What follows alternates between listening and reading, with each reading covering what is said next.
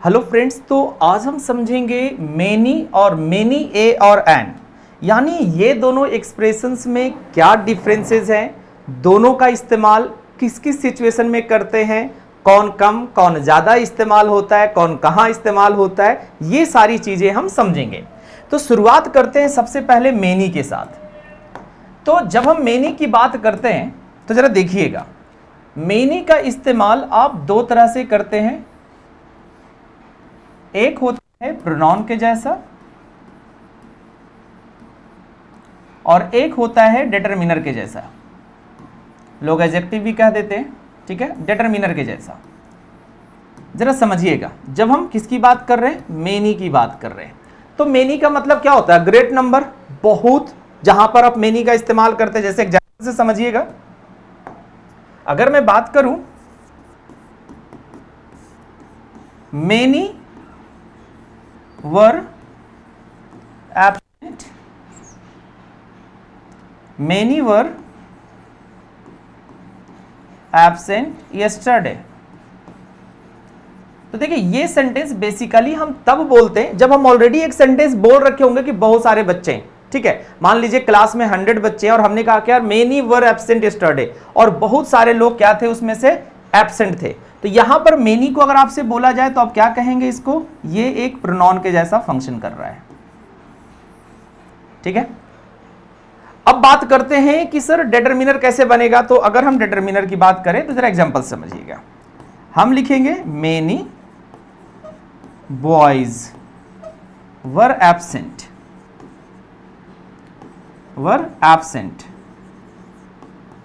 Many boys were absent. अब यहां पर ये किस चीज का काम कर रहा है, डिटरमिनर का काम कर रहा है।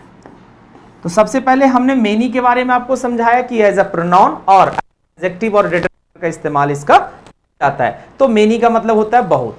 अब बात करते हैं कि सर ये मेनी ये है, इनका क्या चक्कर है, क्या ये गलत है। तो पहली बात, ये गलत नहीं है, ये सही एक्सप्रेशन है। अब बेसिकली है क्या कि ये अगर हम मेनी ए की बात करें एंड, तो देखिए एक अंतर थोड़ा सा समझिएगा कि जब हम मेनी के बाद नाउन जो लिखे हैं, ये नाउन आपका प्लूरल नंबर में है। कैसे नंबर में है, ये प्लूरल नंबर में है। बट मेनी ये एन के बाद जो नाउन आता है वो आता है singular countable noun, singular countable noun. एक बात समझ में आ गई कि सर इसके साथ जब ए एन लग गया तो हम प्लूरल नाउन का यूज नहीं करेंगे। ये गलतियां बच्चे करते हैं। और वर्ब के बारे में भी बता देता हूं कि यहां पर वर्ब जो होता है वो प्लूरल फॉर्म में होता है, ये दोनों केसेज में, लेकिन यहां पर जो वर्ब जाएगा वो सिंगुलर वर्ब होगा। तो दो अंतर हो गई, ये चीजें गलती आप आगे से नहीं करेंगे, ठीक है। इतना चीज समझ में आ गया। मीनिंग की बात करते हैं तो मीनिंग दोनों का इक्वल है, दोनों का मीनिंग क्या है, इक्वल है। अब आगे बढ़ते हैं और थोड़ा सा और समझते हैं। देखिए, जब मेनी ए एन का बात हम करते हैं कि मेनी के साथ हमने क्या लगाया, ए और एन लगाया प्लस सिंगुलर काउंटेबल नाउन लगाया। है क्या, जरा इसको समझिएगा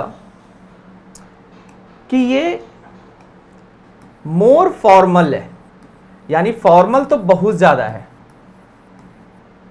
ठीक है। फॉर्मल तो ये बहुत ज्यादा है, मतलब बड़ा फॉर्मल है। और ज्यादातर इसका यूज हम पोम वगैरह में देखते हैं या कोई नाटक वगैरह लिखी जाती है वहां पर होता है। तो मोर फॉर्मल है बट लेस यूज्ड है, लेकिन इसका इस्तेमाल क्या होता है, बड़ा थोड़ा सा होता है। ये पॉइंट समझ में आया। चलिए इससे एग्जांपल समझते हैं कि किस तरह के एग्जांपल्स आएंगे। Many a girl was present in the meeting।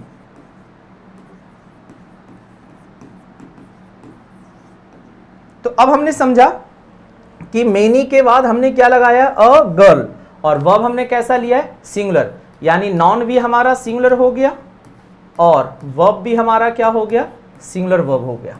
तो आई होप एग्जांपल्स के थ्रू भी आपको समझ में आ गया कि मेनी ए एन हम लगा सकते हैं। अगर एन लगाने की बात है तो कुछ ज्यादा बड़ा इशू नहीं है। क्योंकि कुछ बच्चों को लगता है सर एन कहां लगेगा, भाई एन लगा दीजिए।